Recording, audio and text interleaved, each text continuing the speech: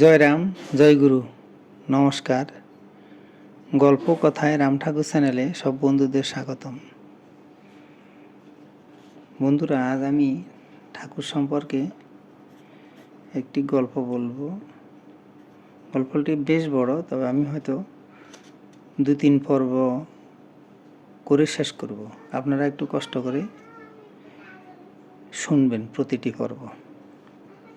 আমি যদি ছেড়ে ছেড়ে বলি তাহলে আপনাদের শুনতে ভালো লাগবে না, তাই আমি পুরো কথাগুলো বলবো। 2-3টি পর্ব হবে।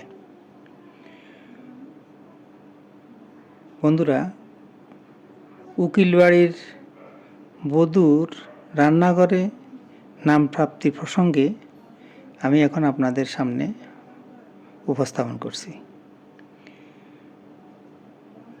বধূটি আজ বড়ই চঞ্চলতার কারণ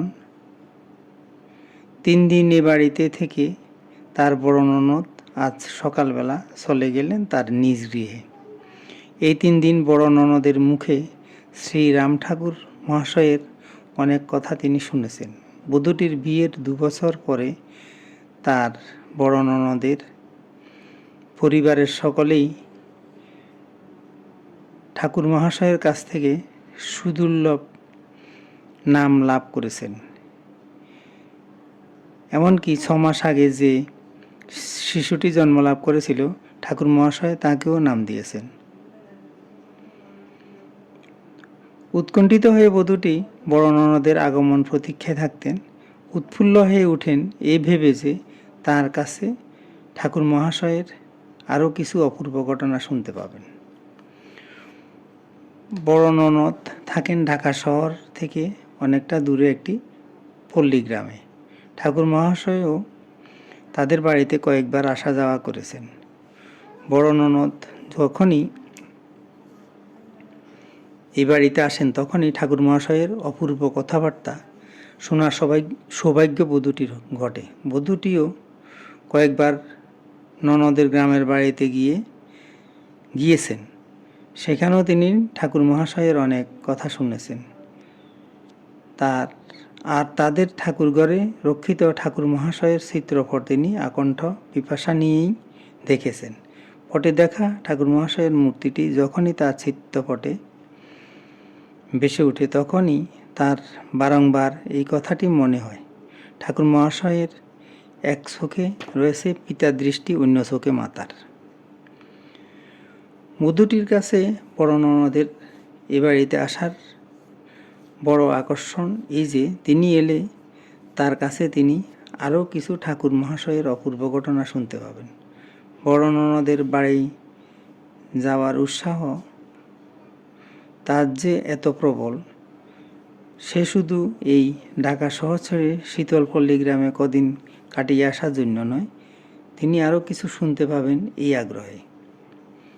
ঠাকুর মহাশয়ের কথা বড় ননদ যখন বলেন তখন বধূটির মনে হয় যে কান দিয়েই তিনি শুনছেন না, এজন্য তিনি অমৃত পান করছেন।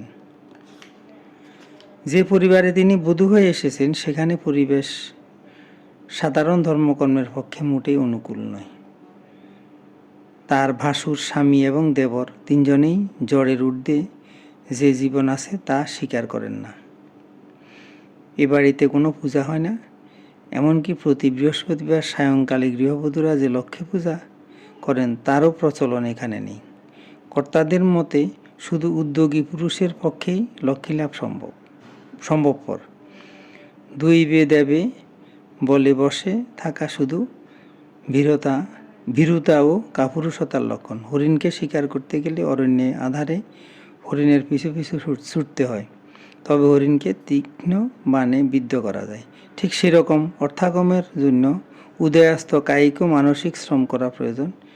শিকে ছিঁড়ে কবে পড়বে তার জন্য জিহ্বা উদর তো অনন্তকাল অপেক্ষা করতে পারে না।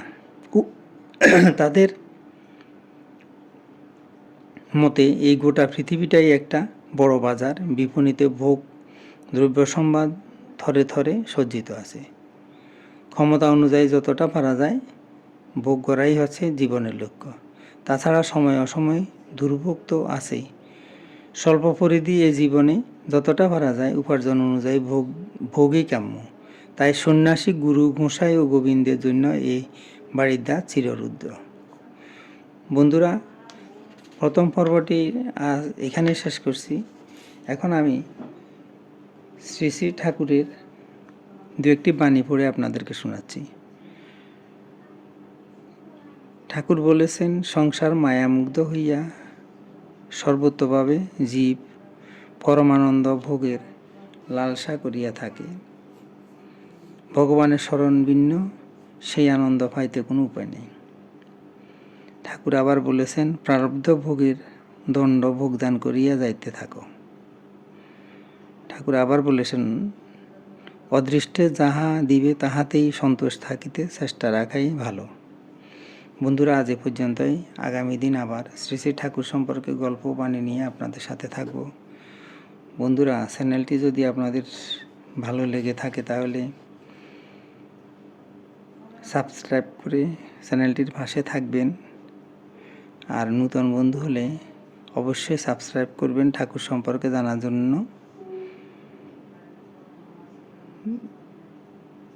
আর বেশি বেশি করে লাইক শেয়ার কমেন্ট করবেন। ধন্যবাদ, ভালো থাকবেন। জয় গোবিন্দ, গুরু কৃপাই কেবলম।